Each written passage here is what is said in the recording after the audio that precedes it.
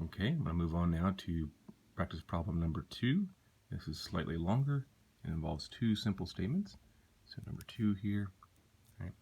I'm told R or it is not the case that S and not S. All right, so I have two simple statements, R and S. I'll need to write down all their truth values, which I'll do in a minute.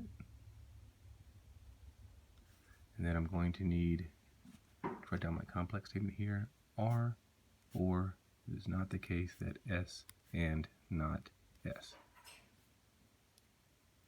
Okay, let me close that parentheses there.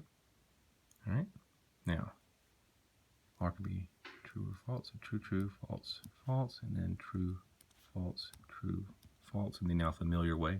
And again, you don't have to actually fill that in yourself in the exercises, but that's how you do it. Now, I'll just carry that over here to make it a little easier for me later on. True, true, false, false, true, false, true, false, true, false, true, false.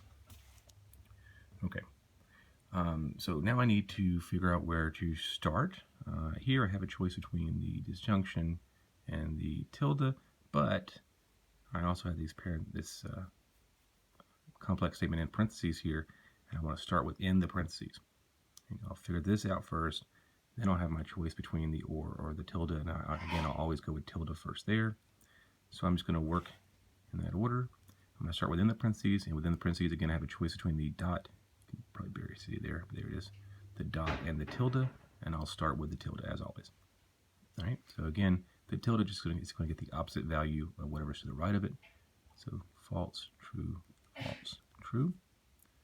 The conjunction is going to be true only when the tilde is true and S is true.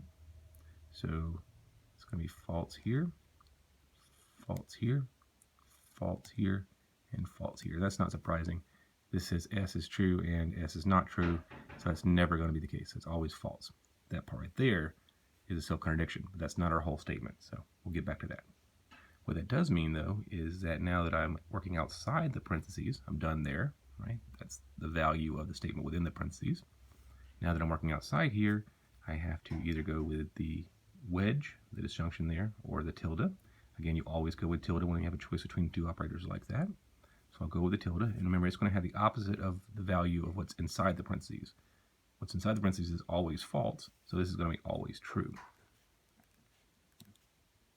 All right?